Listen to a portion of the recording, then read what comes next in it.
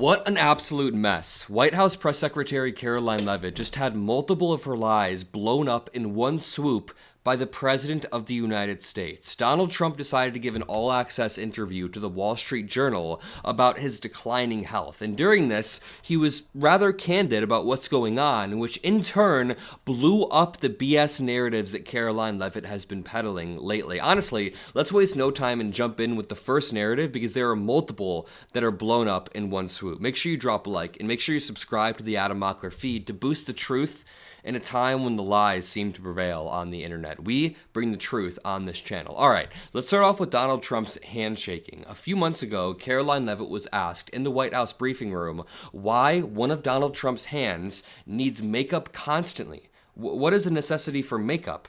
Why is his hand so bruised and black and swollen at all times? This is what Karoline Leavitt said. Go ahead. Thank you. The President's been spotted out and about a number of times with bandages on his hands. Could you please explain what that is about? Secondly, he noted on Truth Social the other day that he had aced 3 cognitive tests. Could you please clarify when those tests took place? I can do that at a later date. I obviously don't have that in front of me. The President has spoken about that quite extensively throughout the years. As for the bandages on the hand, we've also given you an explanation for that in the past.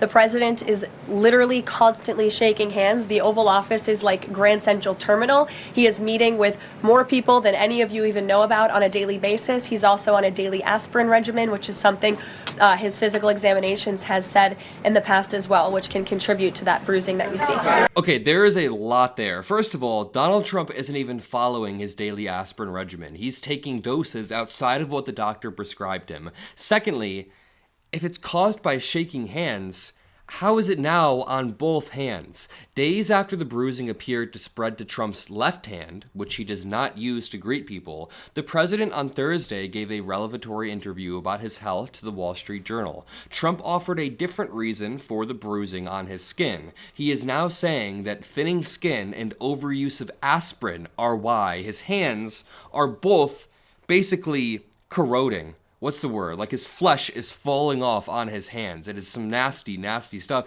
But it happens. It happens to people, but at least be honest about it. I have grandparents, great-grandparents, family members who have health issues, but it's not some constant game to hide it, cover it up, claim you took one sort of scan when you actually took another. We'll get there. They're actually lying about the scans that Donald Trump took. It is all just a mess. He told the Journal he takes 325 milligrams of aspirin a day, 4 times the low dose commonly recommended in daily therapy per the Mayo Clinic. The higher than recommended aspirin use, I'm sure, contributes to it. But how come for months we were just told that it was shaking hands, purely shaking hands? The lack of transparency coming from this administration on multiple fronts needs to be in the history books, whether it's the Epstein files, no transparency there until the law forced them to release it. Whether it's economic data, we have less than enough transparency there as the administration is covering up economic data. We also have Trump's health. We also have strikes on foreign boats, foreign countries. Less transparency than the Bush administration in this case. Let's watch Karoline Leavitt herself stumbling her way through more lies, and then we'll cover exactly what she's covering up. Take a listen.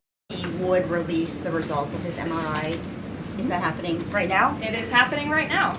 As part of, and this is a summary from the President's physician, and we will release it right now. I think my team has it teed up for all of you. I'll read it for you, and then you'll get it physically as well. As part of President Trump's comprehensive executive physical, advanced imaging was performed because men in his age group benefit from a thorough evaluation of cardiovascular and abdominal health. The purpose of this imaging is preventative, to identify any issues early, confirm overall health, and ensure the president maintains long-term vitality and function. Okay, sorry, I'm just going to pause it here for 1 second. There's more, but I want to pause it because it's important to point out she's already straight up lying. We now have articles that say Trump says he underwent CT scan, not MRI, during October examination. Now, she continues to lie throughout this clip, and I know some people might be asking, what's the big deal about the president lying about a CT scan, lying about an MRI, lying about his hands, lying about the dosage of pills that he takes on a daily basis?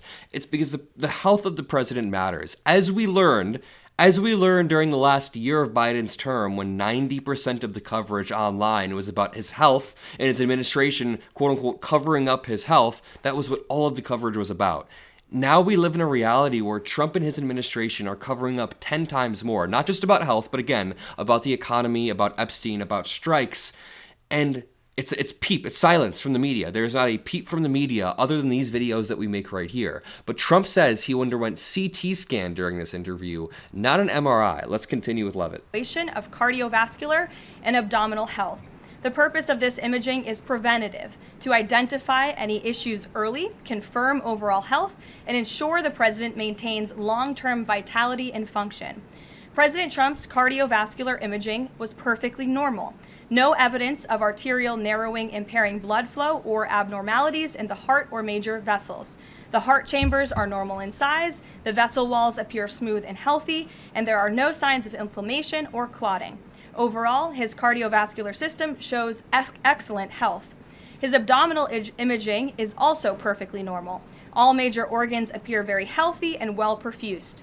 Everything evaluated is functioning within normal limits. Sorry, I just got transported to North Korea for a second there. I forget how Karoline Levitt only speaks in praise towards Donald Trump, his flawless physical health, his flawless cognitive ability. Sorry, I just got transported to effing North Korea for 1 second. But to continue, Karoline Levitt first repeatedly answered questions without naming the type of tests that Trump used and leaning on scripted assurances about his condition. On October 23rd, she declined to specify what test he received.